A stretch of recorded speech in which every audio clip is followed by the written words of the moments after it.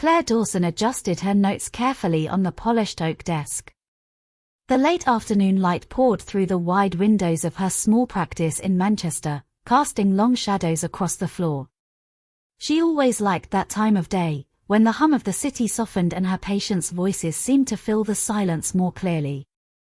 Her new patient arrived exactly on time.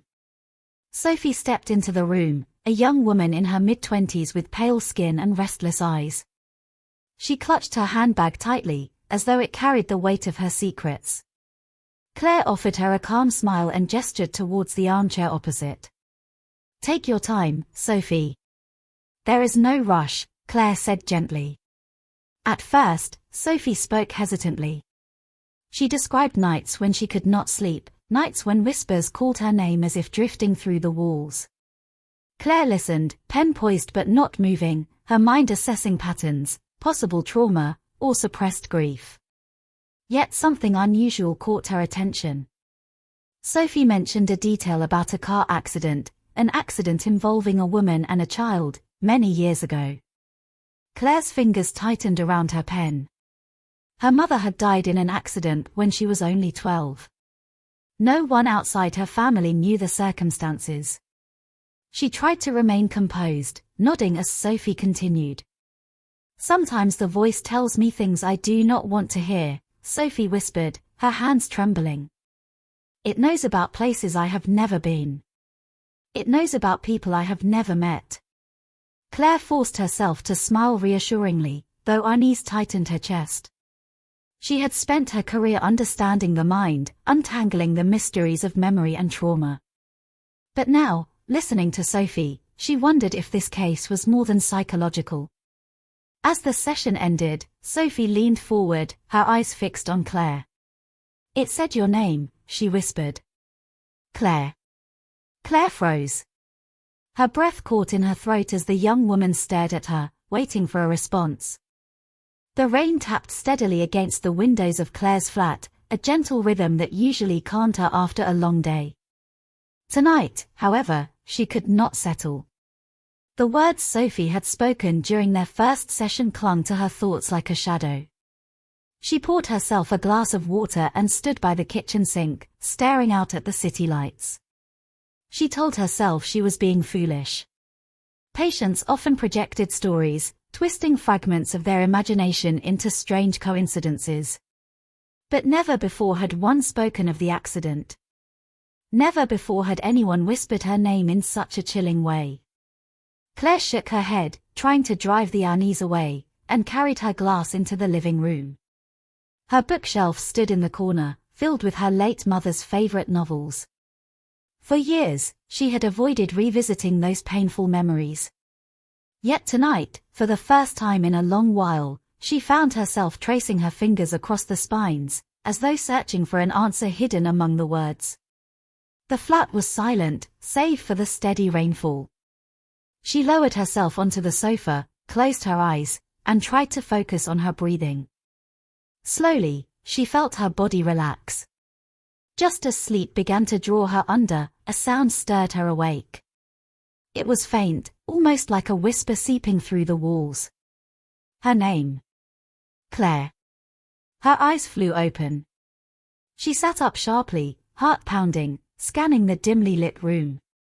The rain had not stopped. The windows were closed. She told herself it was nothing more than her imagination, echoing Sophie's story.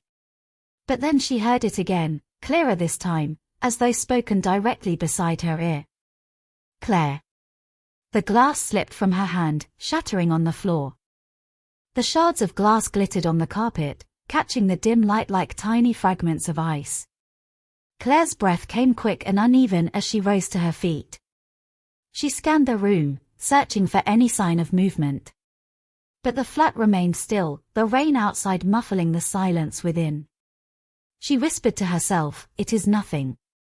Just the mind playing tricks." Yet her voice trembled as she spoke, and deep down she did not believe her own words. Claire moved cautiously towards the window, checking the latch.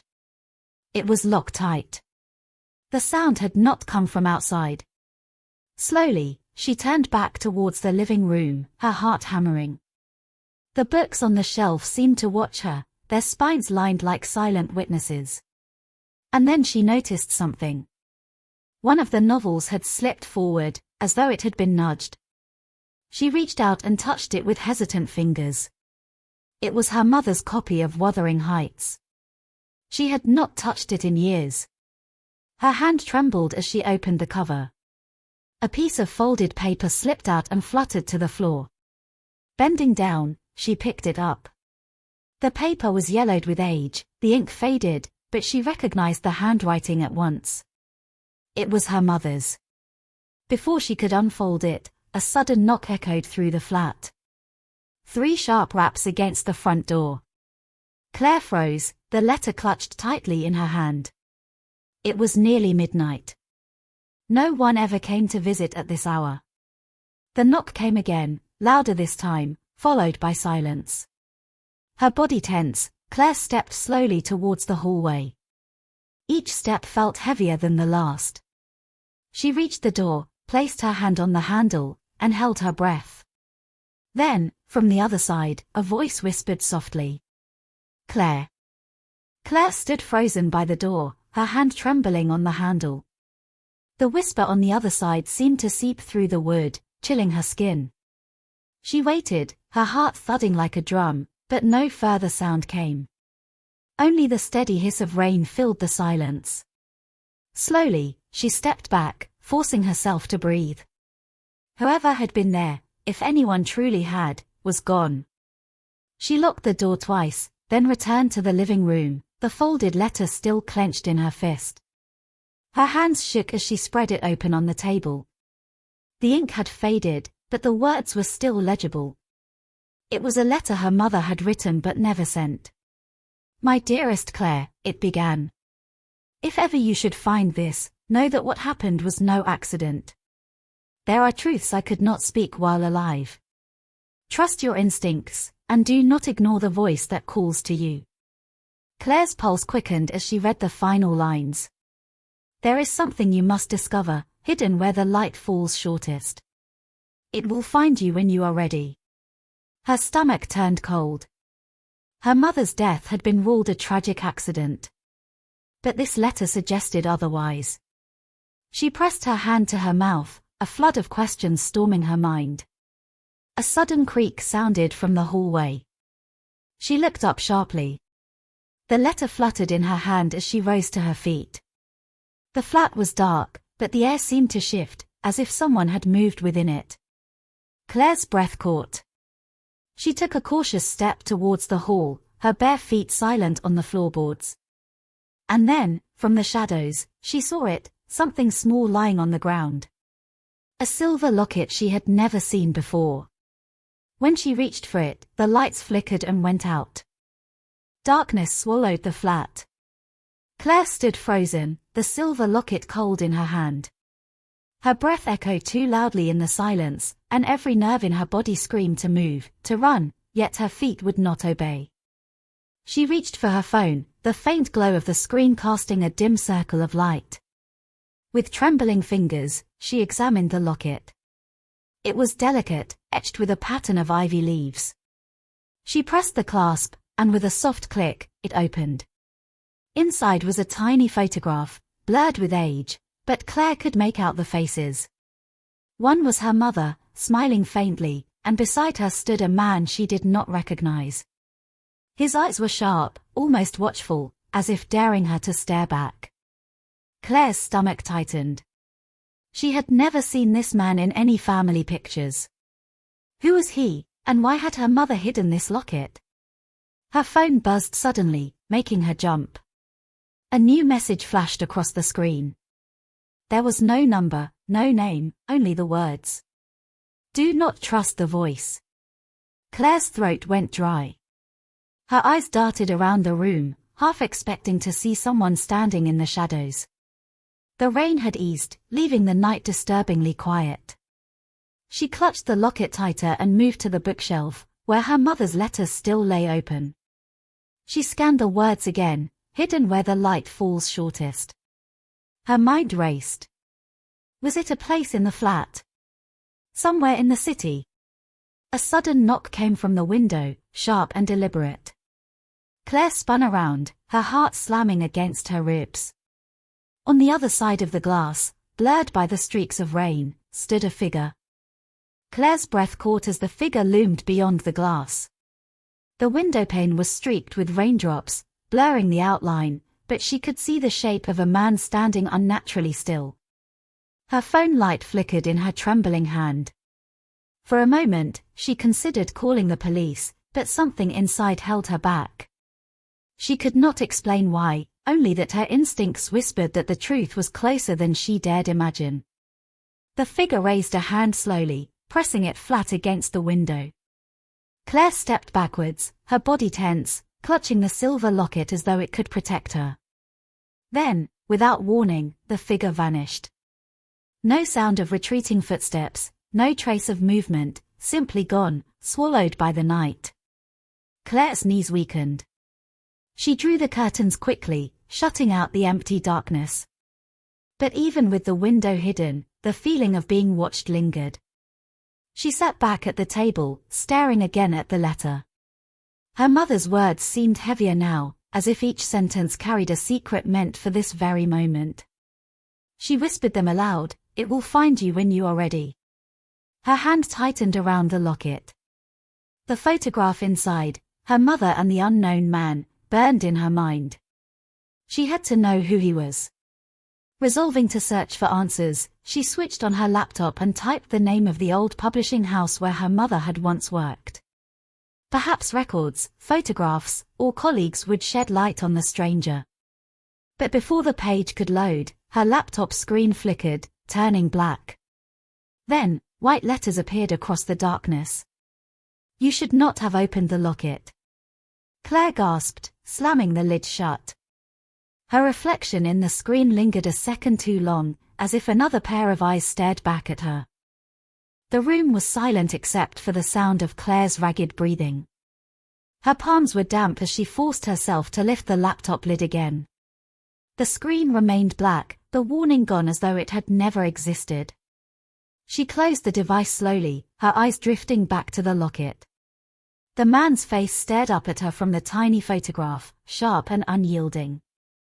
She felt certain now that he was the key to everything: her mother's death, the letter, the voice that haunted Sophie, and the one that now haunted her. Claire fetched a magnifying glass from her desk drawer. Holding it over the photograph, she studied the edges. There was a faint smudge of ink in the corner, almost invisible. She squinted, heart racing. Letters emerged, faint but legible: E. Ashcroft. Her breath hitched. The surname was unfamiliar, but something about it unsettled her deeply. She scribbled the name onto a notepad and resolved to search the city archives the next morning. Exhaustion tugged at her body, but fear kept her awake. She placed the locket and the letter back into the novel, slipping it onto the shelf once more, as if hiding them might grant her peace. She curled on the sofa, pulling a blanket tightly around her shoulders. Sleep came fitfully, dragging her into restless dreams. She saw her mother standing at the edge of a road, rain pouring down, her lips moving silently. Beside her stood the man from the locket, his hand gripping her arm. Claire jolted awake, heart hammering, sweat damp on her skin. The room was pitch dark, but she sensed she was not alone. And then she heard it, Sophie's voice, clear and trembling, though Sophie was miles away. "He is coming for you, Claire." Morning came grey and heavy, the sky smothered in low clouds. Claire dressed quickly, her mind fixed on the name she had uncovered, E. Ashcroft. The city archive was only a short walk away, yet each step felt weighted, as though she were dragging chains. Inside the dim reading room, the musty scent of old paper pressed around her. She scoured the index, fingers trembling until they stopped on a name: Edmund Ashcroft. Her stomach tightened. The entry described a wealthy landowner from the early 1900s, who had vanished without trace after being accused of blackmail and violence. The notes ended abruptly, as though his story had been deliberately erased. Claire scribbled everything down, her heart pounding. This was no coincidence. The locket, the voice, her mother's warning, it all circled back to him. As she stepped back into the streets, a chill wind whipped her hair across her face. She hurried home, her mind racing, until she reached her front door.